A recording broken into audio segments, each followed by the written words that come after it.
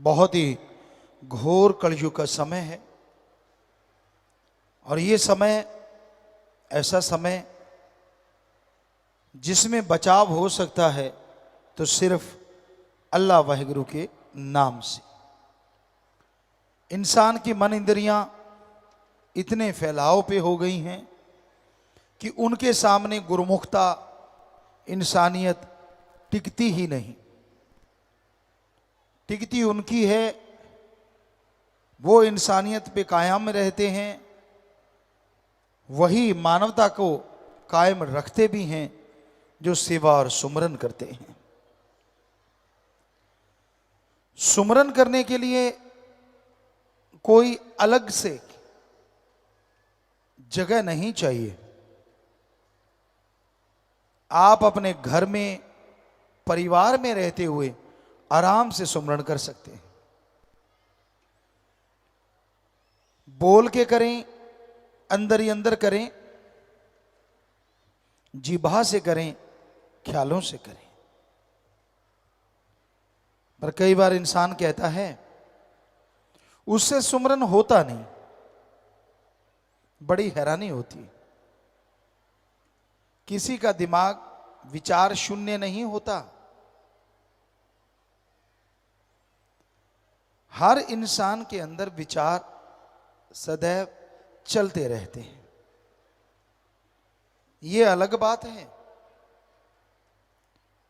ज्यादातर लोगों के अंदर गलत विचार चलते हैं और कम अच्छे विचार चलते हैं। कम लोग ही होते हैं जिनके अंदर अच्छे विचार ज्यादा चलते हों और बुरे कम चलते हों। अगर ऐसा है तो वो भक्ति करता है, अगर ऐसा है तो वो सुमरन का पक्का है या सेवा करता है या दृढ़ यकीन है मालिक पे। इस वजह से तो पॉसिबल है कि बुरे विचार अंदर कम चले। अदरवाइज मन ये नफ़्स शैतान बेलगाम घोड़े की तरह कहें या रॉकेट की तरह कहें, क्या नाम दें इसको। आज के आधुनिक युग में बच्चे यही समझेंगे शायद कि आमतौर पे कहा जाता है ये गाड़ी 0 से 5 सेकंड में, 7 सेकंड में 100 पे जा सकती है। और मन की सुई 100 से शुरू होती है, उसकी 0 है ही नहीं। उसका पहले ही जब स्पीडोमीटर पे पैर रखता है तो 100 पहले ही आया होता है। अब जरा सोचिए, उतने सेकंड में तो वो हजारों किलोमीटर की स्पीड पे चला जाता है। यानी आपके विचार आपको पता ही नहीं चलता कब आसमान पे पहुंच जाते हैं और कब पाताल में चले जाते हैं। कभी तो आपको दिखाएगा वाह तू ही आदमी है यार, बाकी तो कोई है ही नहीं, और कभी दिखाएगा तू तो मुर्दा है। हल्लाशेरी देता है मन इंसान को, वाह वाह तू ये कर दे, कोई जगह मिल जाए, कोई बात हो, कोई ये हो वो हो, बस फिर मन पंपिंग पंपिंग खूब पंप देता है। और आदमी कहता है मेरे जैसा तो बंदा पैदा ही नहीं हुआ। तो ये मन जालिम से लड़ना ही भक्ति है इस कलयुग में। आप दिखते कुछ और हो,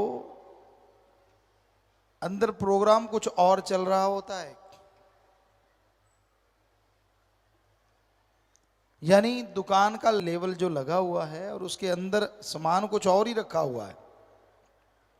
होता है ना ऐसा, कई बार कई दुकानों पे होता है। वो स्पेशल ग्राहक को ही देते हैं वो वाला सामान। आम ग्राहक तो जो पड़ा होता है उसी को देख के सामान ले जाते हैं, लेकिन कुछ स्पेशल होते हैं उनको वो वाला देते हैं जो लिखने में दिखने में नहीं होता। तो उसी तरह आपका मन आपके अंदर ऐसी बातें भर देता है जो दिखने में नहीं आती। आप वो चीज तक का दिखावा तो करते ही नहीं।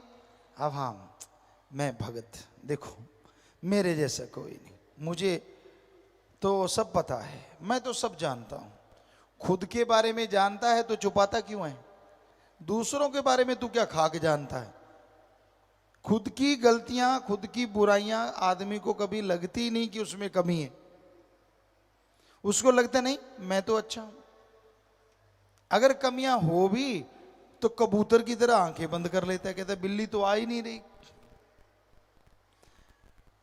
वो देखता भी है कि हाँ जो गलत करते हैं वो भरते हैं, लेकिन उसको ये लगा रहता नहीं नहीं मैं नहीं, मेरे में कुछ नहीं। कबूतर वाली बात आपको कई बार सुनाई है, हमने अपनी आंखों से देखी है। सामने बिल्ली आ रही है और कबूतर आंखें बंद कर लेता है, कहता है बिल्ली गायब। और पता तब चलता है जब बिल्ली आके गर्दन पकड़ लेती। तो उसी तरह आप जो मन की रोटियां सेकते हो, जो गलत गलत बोलते रहते हो, बिल्ली नजदीक आ रही है भाई। जितनी मर्जी आंखें बंद कर लो, जितना मर्जी ये सोच लो कि मैं तो कुछ भी नहीं करता, मैं तो बिल्कुल दूध का धुला हूं, करते रहो। और जब बिल्ली ने आना है तो उसने पकड़ लेना है। सो कहने का मतलब, जो बुराइयां आपके अंदर हैं या जिन बुराइयों को आप करते रहते हैं, उनको छोड़ो और सतगुरु से नाता जोड़ो। जितने दिखावे करोगे, जितने पाखंड करोगे, जितना ढोंग करोगे, उतना ही अल्लाह वाहिगुरु राम से दूर होते जाओगे। सीधे साधों को मालिक लुटाता खजाने, भोले भालों को मालिक लुटाता खजाने। भोले भाले का मतलब जिसको दुनियादारी का कोई लेना देना ही नहीं। कई बार ऐसे लोग मालिक से जब जुड़ते हैं तो वो 100% मालिक के हो जाते हैं और बहुत जल्दी मालिक के दर्श दीदार करने लगते हैं। जो तेज तरार होते हैं वो तो एक्टिंग के माहिर होते हैं। इंसान के अंदर तो इतने एक्सप्रेशन हैं मालिक ने भरे हुए जो कहने सुनने से परे, पर जब फकीर के सामने देते हो तो वो पकड़ लेता है। उसको पता चल जाता है, अच्छा अच्छा बेटा। पंजाबी में कहावत है, अन्ना जुलाहा मानल मश्करियां, रब नाल ठगियां क्यों मारे बंदिया ते दिन रात पापां च गुजारे बंदिया।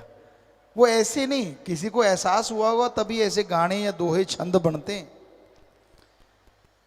और ये हमने देखा है, आदमी को तो बुद्धू बनाता ही है, भगवान को भी बनाता है, सतगुरु को बनाता है।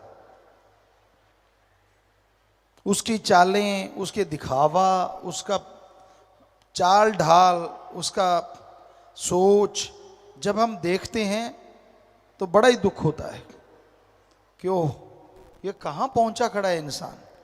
दिखता कुछ और है, दुकान कुछ और ही है, सामान कुछ और ही है, दिखाता कुछ और है, बोलता कुछ और है, और अंदर है कुछ और ही।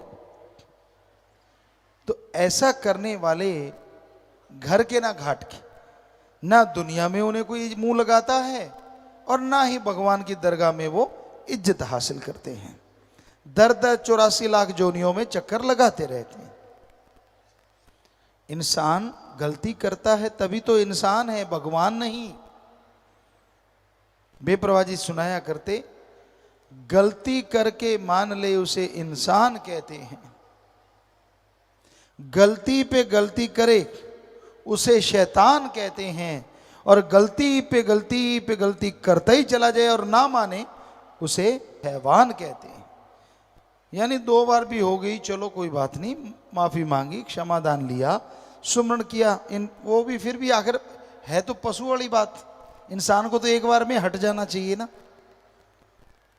पर जो करते ही चला जाए और परवाह ना करे और एक्सप्रेशन ऐसे दे कि भाई मैं कुछ करता ही नहीं, मैं तो बिल्कुल सही हूं, तो ये बिल्कुल गलत है, ये शैतानियत। तो आप अपने नफ शैतान को, अपने मन शैतान को हमेशा रोक के रखा करो। जितना इसका लगाम कस के रखोगे उतना ही सतगुरु अल्लाह वाहिगुरु राम के नजदीक पहुंचोगे। और जब तक इंसान मन को रोकेगा नहीं, माल अल्लाह वाहिगुरु राम का कृपा पात्र नहीं बन सकता। सतगुरु मौला चाहे तो राई को पहाड़ बना दे और पहाड़ को राई बना दे, कोई देर नहीं लगती।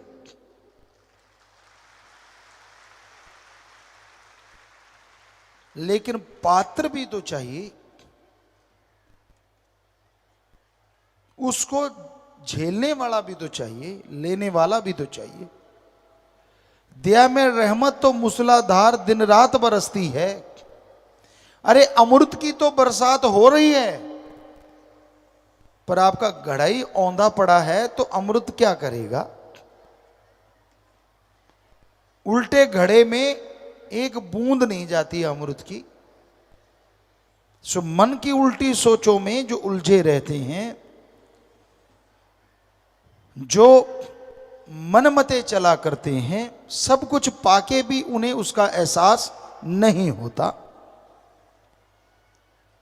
और जो मन से लड़ते हैं, थोड़ा सा पाके भी बहुत बड़े एहसास का हासिल कर लेते हैं और खुशियों से लबरेज रहते हैं।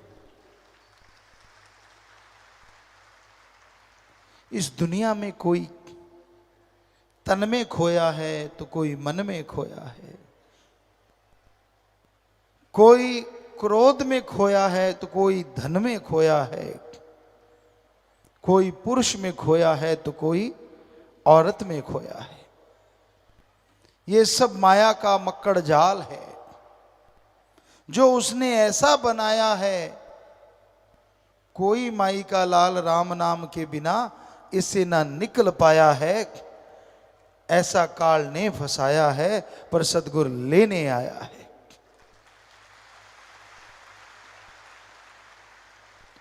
काल का जुल्म सितम रूहों पे होता है तो सतगुरु पीर फकीर आते हैं, संत आते हैं, भगवान उन्हें भेजता है कि जाओ मेरी औलाद को समझाओ। पर जब औलाद ही सारा दिन पकने वाले दूध की तरह कड़कड़ के लाल हो जाए, ये समझने लग जाए कि मैं तो अपने सतगुरु को अल्लाह राम को ही बुद्धू बना सकता हूं, तो समझो उसका बुरा समय आने वाला है। इसलिए अपने नफ्स के हत्थे चढ़ के अपने आप को अहंकार की बुलंदियों पे मत लेके जाओ, वरना गिर के चकना चूर हो जाओगी। उसे पल पल की खबर है, वो क्षण क्षण की जानता है। वो हर इंसान के कारनामों को पहचानता है। वो जानता है आप कैसे कर्म करते हो, वो पहचानता है आप कब क्या कर रहे होते हो। पर उसे पर्दा मंजूर है, इसलिए वो चुप रहता है।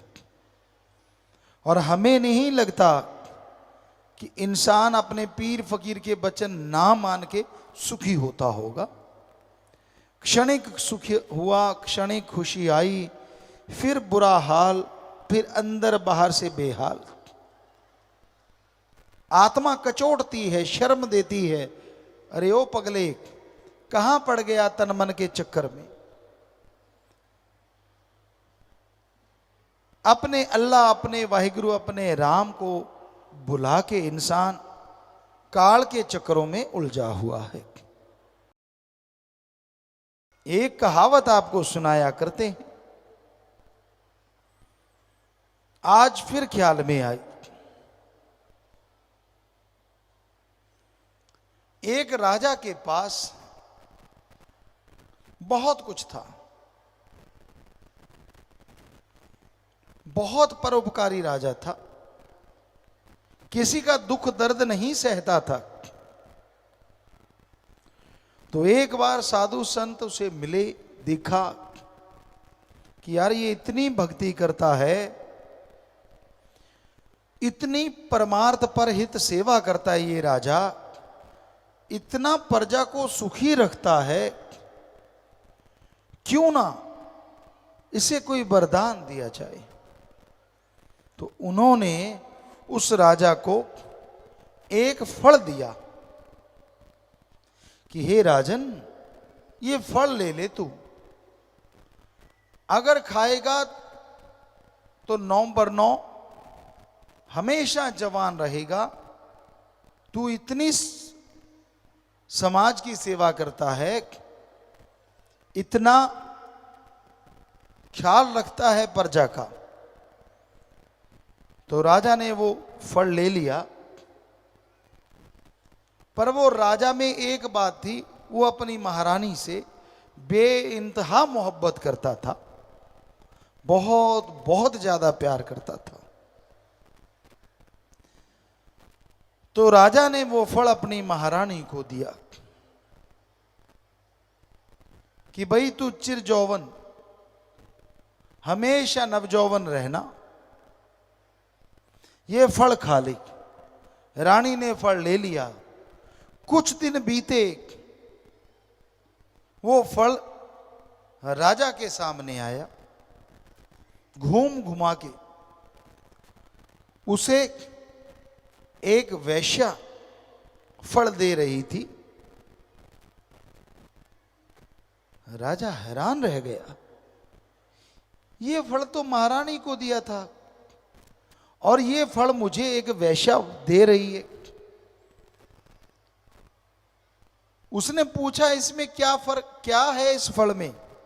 तो वैश्या कहेंगे, हे राजन, मैं गंदगी का घर और आप इतने अच्छे समाज सुधारक, इतने नेक राजा, मैं आपको फल दे रही हूं, इस फल की खासियत बड़ी जबरदस्त है। राजा कहने लगा, क्या? कहने लगे, इसे जो खाएगा वो हमेशा नवजौवन, चिरजौवन रहेगा, जवान रहेगा, बूढ़ा नहीं होगा। राजा हैरान रह गया। कहने लगा, बताओ तेरे पास फल कहां से आया? वो कांपने लगी। कहती, बताती हूं। राजा कहता, रुक। उसने महारानी को बुलाया। कहता, फल कहां है? कहती, जी खा गई। कहने लगी, राजा के हाथ में फल था, कांप गई। कहने लगी, मारो चाहे छोड़ो, मेरे यहां कोतवाल आता था, मैं उसे मोहब्बत करती थी। आपने मुझे फल दिया, मैंने कोतवाल को दिया। राजा ने कोतवाल को बुलाया। बुलाओ उसको। ये फल तो कोतवाल थर थर कांपते हुए कहने लगा, जी महारानी के पास तो मजबूरी वश जाता था, मेरा प्यार तो इस वैश्या से था, इसलिए मैंने ये फल इस वैश्या को दिया। राजा क्या सारे प्यार मोहब्बत के भरम लेके टूट गए, आंखों में आंसू आ गए। देखा, जिस महारानी को मैं जान से ज्यादा प्यार करता था, उसकी यारी कोतवाल से, और जिस कोतवाल की यारी महारानी से हो, उसकी यारी वैश्या से। तो राजा कहने लगा, सबसे कोई अच्छा है इन सब में, हम सब में, तो वो एक ही है, और वो है वैश्या। उसको इनाम दिया। अरे महारानी, तुझे क्या चाहिए था जिसके पास महाराजा था? अबे ओ कोतवाल, जिसको महारानी मिल जाए और क्या चाहिए, पर तूने इसको दिया। और वैश्या देखो, वो अपने राजा से मोहब्बत करती थी, सच्ची मोहब्बत, पाक मोहब्बत। उसने सोचा मेरा राजा हमेशा नवजौवन रहे। सो आगे की कहानी भी है, लेकिन कहने का मतलब, जब अल्लाह वाहिगुरु राम से इश्क हो जाता है, जब भगवान से इश्क हो जाता है, फिर इंसान गंदगी के पुतलों में गंदगी ढूंढता रहता है। इसमें ढूंढी, उसमें ढूंढी, उसमें देखा, इसमें देखा, क्या? फिर तो वो वैश्या ही अच्छी हुई जिसने सिर्फ और सिर्फ राजा को देखा। सो इश्क उस अल्लाह वाहिगुरु राम से जब करते हो,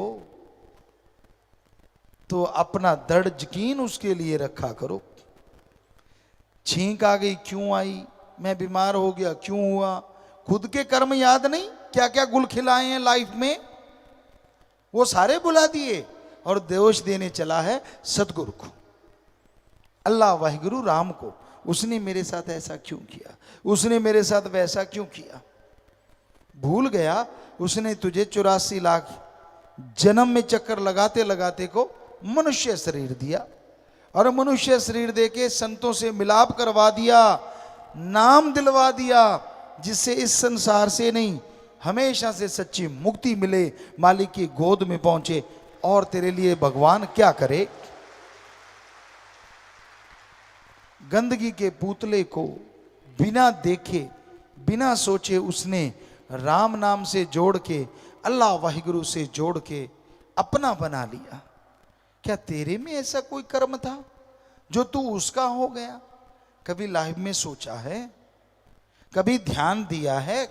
दुदू दुदू दू करना बड़ा आसान होता है, कोई भी इंसान कर सकता है, लेकिन ऐसा करने से पहले कभी विचार किया? लोग परखने चलते हैं भगवान को, सतगुरु अल्लाह राम को, और खुद को कभी परखा ही नहीं, कभी देखा ही नहीं, कभी सोचा ही नहीं मैं किस खसलत का मालिक हूं, मैंने क्या क्या कर्म किए लाइफ में, मैं चलाऊं उस भगवान को चैलेंज कर। उसको क्या चैलेंज करना जो रग रग में बसता है, रग रग की जानता है। इसलिए हे भाई बहनों, चैलेंज लेना है तो मन से लड़ने का लो, बहादुरी दिखानी है तो मन को हरा के दिखाओ, फिर आप बहादुर। मन से तो लड़ना नहीं, वो जिस गति में ले गया उसी गति में बह गया। भूल जाता है एक ऐसा खसम, एक ऐसा साईं है जिसे अल्लाह वाहिगुरु राम कहा जाता है। वो रग रग की जानता है, हर जगह रहता है, हर पल की उसे खबर रहती है। उसे क्यों बुला देते हो? एक्टिंग उसके सामने नहीं चलती। इसलिए कहीं तो कम से कम सच्चे लगो, कोई जगह तो ऐसी हो पीरो मुर्शिदे कामिल के सामने आदमी सच बोले। एक सज्जन आए और हमें कहने लगे, गुरुजी हम दुनिया में इतना झूठ बोलते हैं, आप समझ ही जाओगे, इतना झूठ बोलते हैं, इतना झूठ बोलते हैं, जब आपके सामने बैठते हैं तो 1000 बार सोचना पड़ता है सच कौन सा है, ताकि गुरु के सामने वो सच बोले। हमें बड़ी खुशी हुई, किसी ने तो माना कि मैं गप मारता हूं, उसने कहा हम मारते ही गप हैं। बोलना गप नहीं होता, कर्म भी होते हैं, रजो तमो सतो, ये तो उनमें आ गया। लेकिन वैसे आप अपने कर्म कौन से करते हो? कभी ध्यान दिया है? क्षणिक आनंद के लिए, थोड़ी वाह लूटने के लिए, अपनी मान बढ़ाई के लिए, अपने आप को बड़ा साबित करने के लिए आप कितने बार इंसानियत से गिरते हो? कितनी बार आप मालिक सतगुरु मौला की निगाह में गिरते हो? शर्म फिर भी नहीं करते, फिर भी आप ऐसे ही करते जा रहे हो। तो जब भोगना पड़ेगा तब क्या होगा? तब चीखोगे। हमें पता है क्या होगा, तब भी आपने भगवान को ही दोष देना है, और रोग बढ़ेंगे और परेशानियां बढ़ेंगी। दोष अपने आप को क्यों नहीं देते? कोई होगा जो अपने आप को बुरा कहता होगा। हम पढ़ा करते थे, बुरे होते लोग भी अपने आप को बुरा नहीं कहते थे। हम जमाने में गुजरे, शहरों में जाते, महानगरों में जाते, तब भी हमने नहीं देखा कि कोई ये कहता हो कि कबीरा सब ते मैं बुरा, मैं तज भला सब कोय, जिन ऐसा कर मानिया मीत हमारा सोई। कोई मीत, मालिक का प्यारा, कोई सतगुरु का अति प्यारा तो ऐसा कह सकता है, वरना पंजाबी में कहावत है, नक ते मक्खी नहीं बैठ देंगे। बैठने देने भी नहीं चाहिए, लेकिन ये कहावत का मतलब है कि अपने आप को कोई बुरा कहने ही नहीं देता। कपड़े पहने उसके अंदर ही सोचता है सारे ऐब भी छुप गए। ये भूल जाता है ऐसा खस्म है जो इस तन के अंदर रहता है, जिसने इस तन को बनाया है। उसको कैसे निकालोगे अंदर से? वो तो हर पल की खबर रखता है। भूल जाता है। फिर ऐशो आराम, फिर त्रुटियां, फिर बुरे कर्म, और दोष देना सदगुरु को, करना बुरे काम खुद। जमाने का बड़ा अजीब दस्तूर है। यहां लोग बुराइयां करते थकते नहीं, लेकिन हमेशा उस भगवान को दोष देते भी थकते नहीं। अरे कर्म खुद करो और दोष दो भगवान को। कर्म कैसे रुक सकते हैं बुरे? सेवा से, सुमरन से, भक्ति इबादत से। और कोई तरीका नहीं जिससे कर्मों की मार से बचा जाए। कुछ भी कर लो, कैसे भी बन जाओ, अपने आप को दृढ़ खुद करना होगा। आधा घंटा सुबह शाम सुमरण करो, सेवा करो।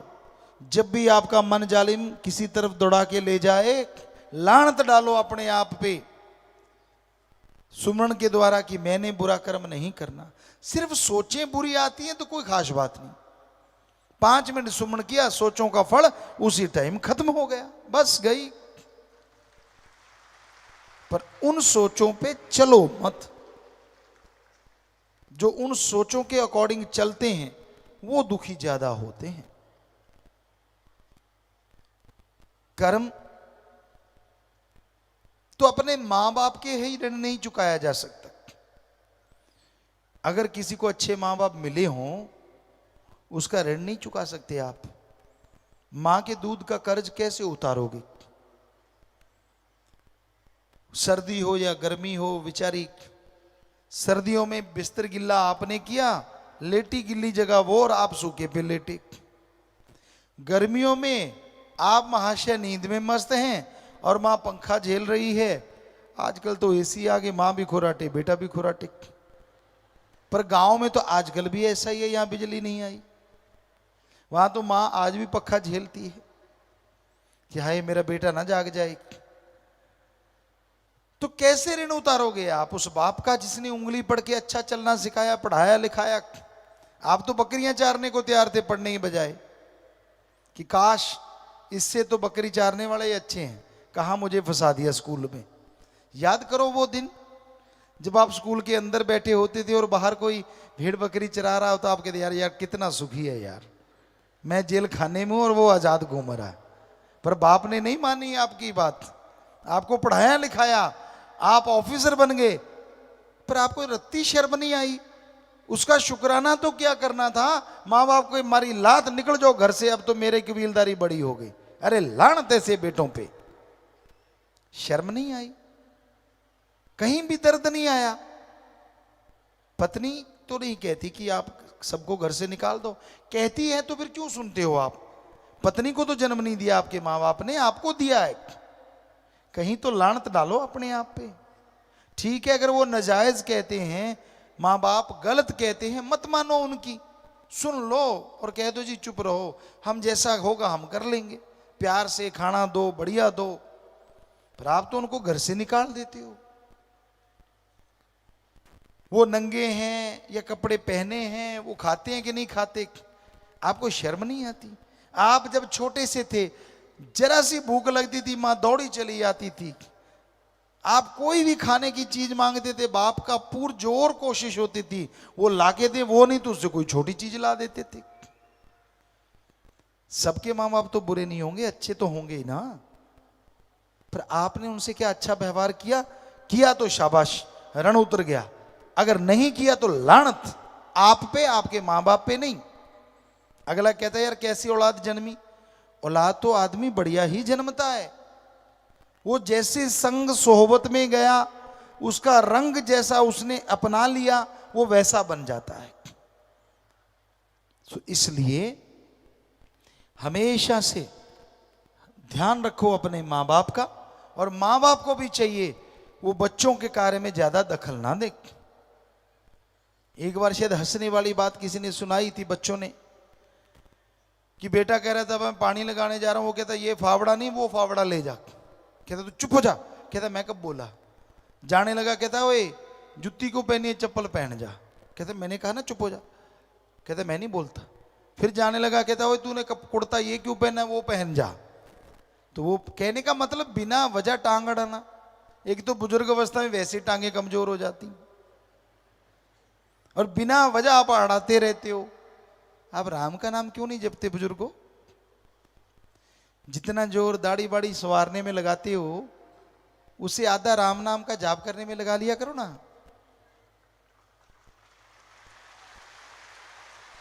हम नहीं कहते कि दाढ़ी ना संवारो, जितनी मर्जी संवारो, फिक्सो विक्सो जो मर्जी लगाओ, हमें कोई चक्कर नहीं। हमारा कहने का यहां मतलब है, जितना आप दुनिया को फेस दिखा के प्रभावित करना चाहते हो, कहीं उस आत्मा को थोड़ा सा अच्छा दिखा के भगवान को प्रभावित करने की सोच लो, तो बारे न्यारे ना हो जाएं आपके।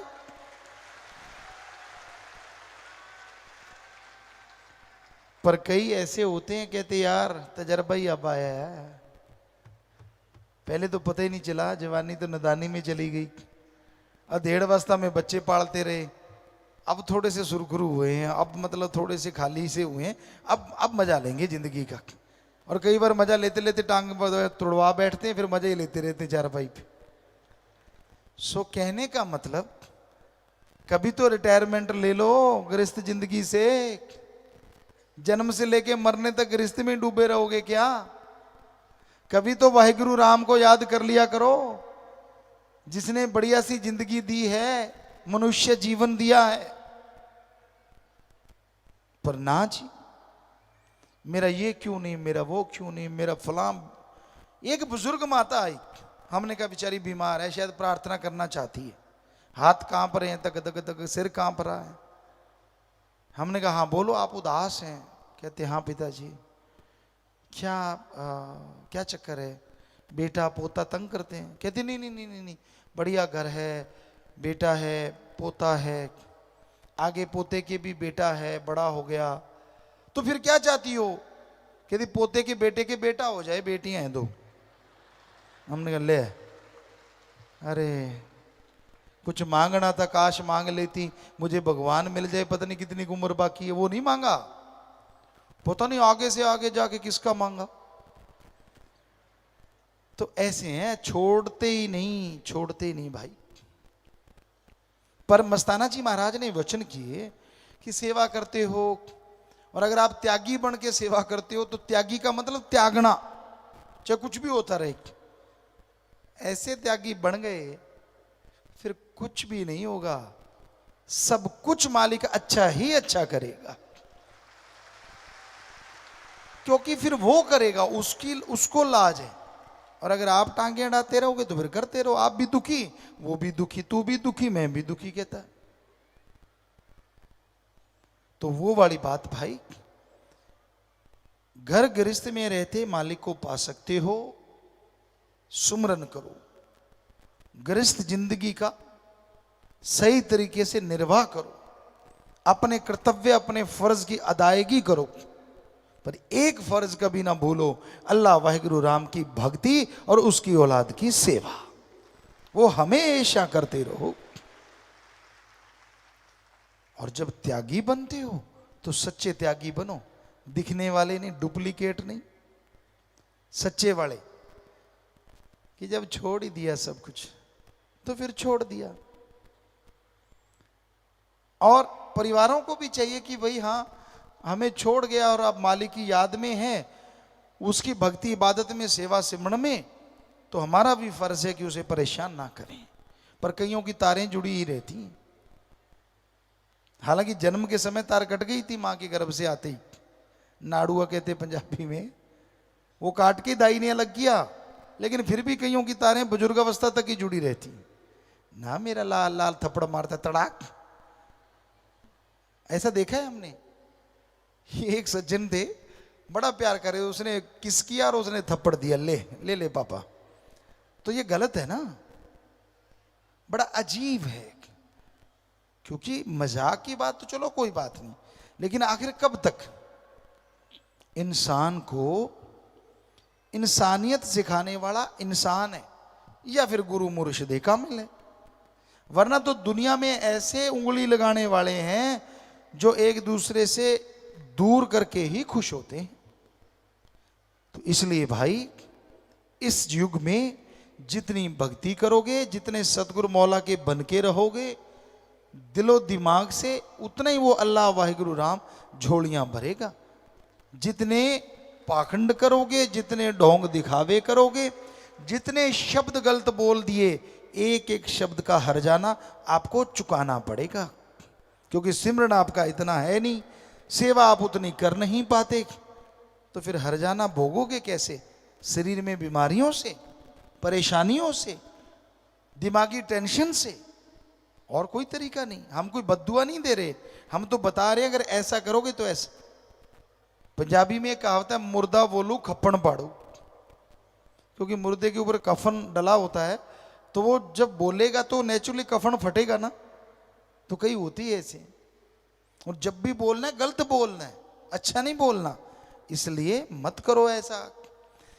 भरती जाती है बेड़ी, भरती जाती है, भरती जाती है, और एकदम से डूबती है तड़ाक, और फिर रोने के सिवाय कुछ भी पल्ले नहीं रहता। इसलिए किसी का बुरा भी देखो तो बुरा गाओ ना, खुद बुरा करो ना, बस इतना ही काफी है।